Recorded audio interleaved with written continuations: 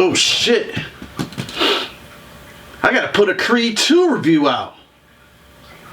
So you know a nigga can't do a Creed 2 review without a corny ass montage. Let's get it.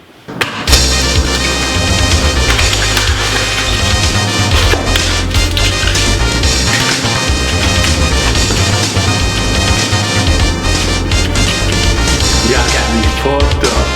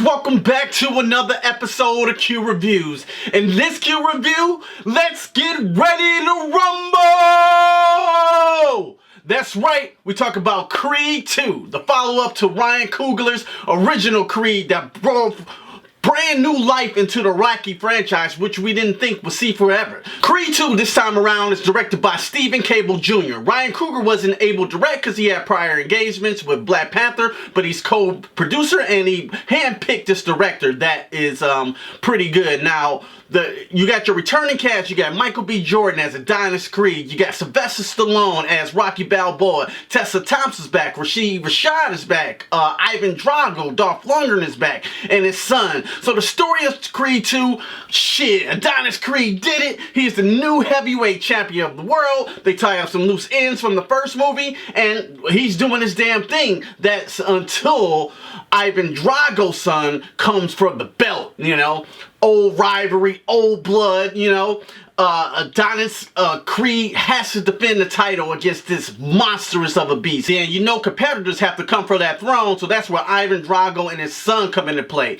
They need that belt because in Russia, they're shit on, basically, you know what I'm saying? Like, after Rocky, he basically let down the whole country. And I'm gonna talk about the characters here straight off the bat, which I really love. I always enjoy seeing Michael B. Jordan and Tessa Thompson chemistry on screen. I'm there just for the characters. Rocky Balboa, Sylvester Stallone, he just is Rocky. Let's just be straight up. Like, when he puts that fucking hat on and he does that thing, he's fucking Rocky. Adonis is Creed. Fucking Michael B. Jordan is excellent at acting this character. I really believe in him. And what an actor. You're going to see a lot more of him in the future. Like, when he started going through the emotions, like, when that fucking, that little lip start quivering and shit, you know, I'm just all in. Two characters that really surprised me, or the way they were written, because they didn't have a lot of dialogue, is Ivan Drago and his son. I mean, these characters, so you talking about a father tough on his son.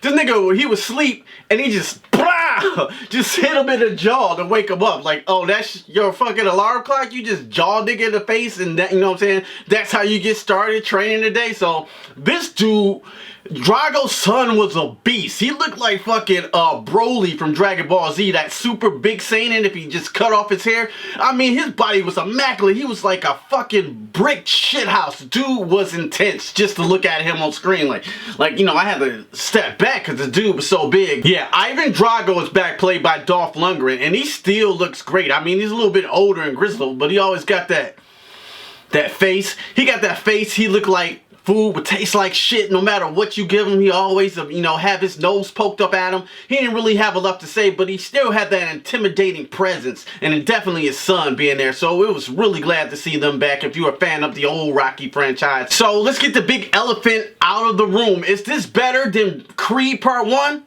I don't think so. I don't think this is better than Creed Part 1, but at the same time, I don't think this is a bad movie whatsoever. I really enjoyed myself in this second Creed, but the first Creed was just lightning in the bottle, man. They brought the franchise back. Ryan Coogler did something spectacular that had that Rocky magic. Creed 1 has that Rocky magic, like when Adonis Creed was like, I want to tell him, let him know I'm not a mistake. I mean, like, that will bring tears to your eyes. And then when he almost got knocked up and he came back to life, that scene, I mean, it was just fucking incredible. They don't have moments quite like this in this Creed, but I want to say Creed 2 is a very enjoyable boxing movie. I mean, it's nothing special like that one take shot that, you see that fight and then cut to the end of the fight. I mean, this fight is more like a Rocky movie, it's a lot of cuts. That's just one problem I did have with the fights. It was too many cuts here and there, and sometimes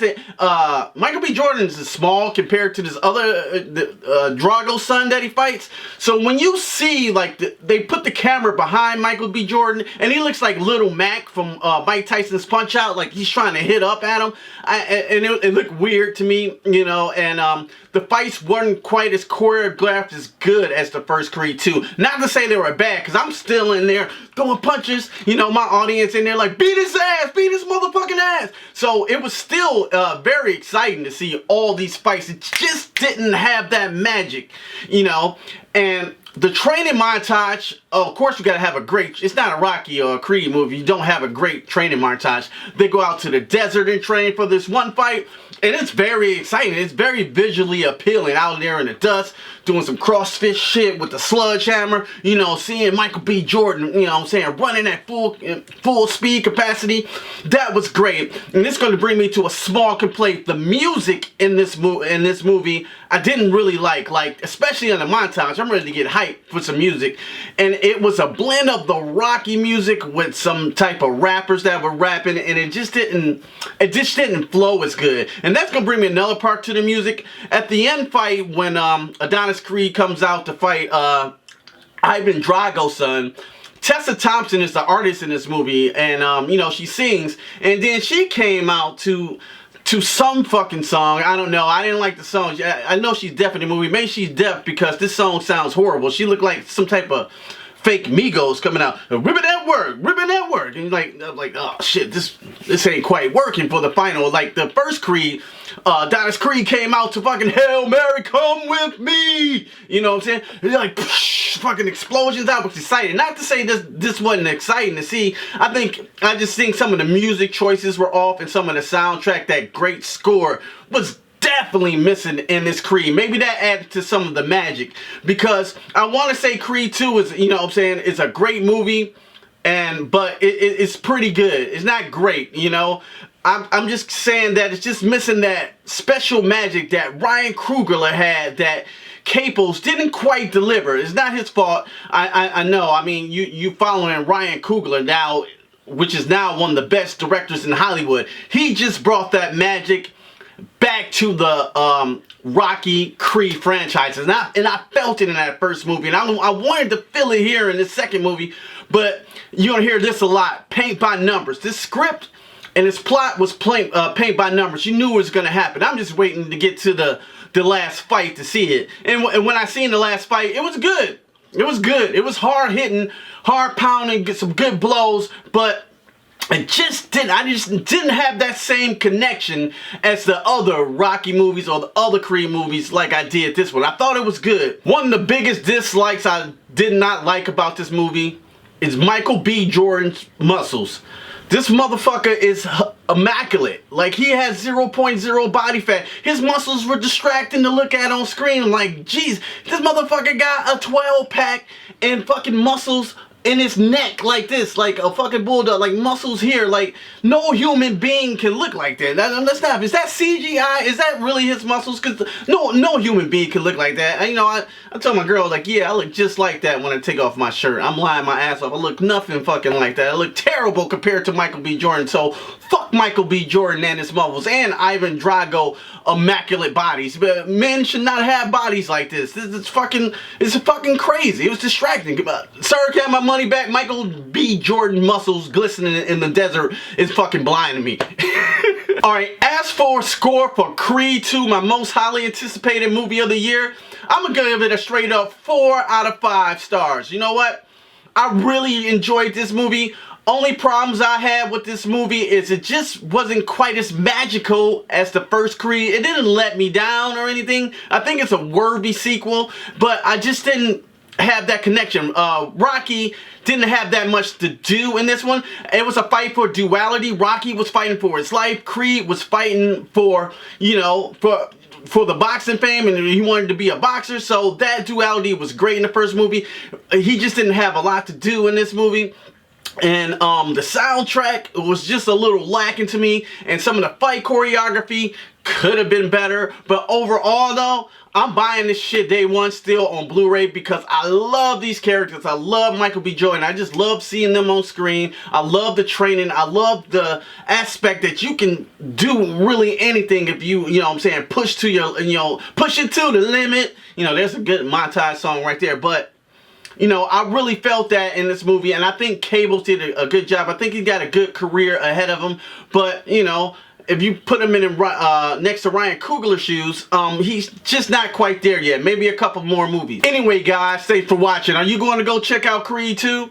If you did see Creed 2, let me know your thoughts below in the comments. If you like this video, hit me up that like button. If you really like this content, consider subscribing. And just don't stare at it. Eat it. Peace.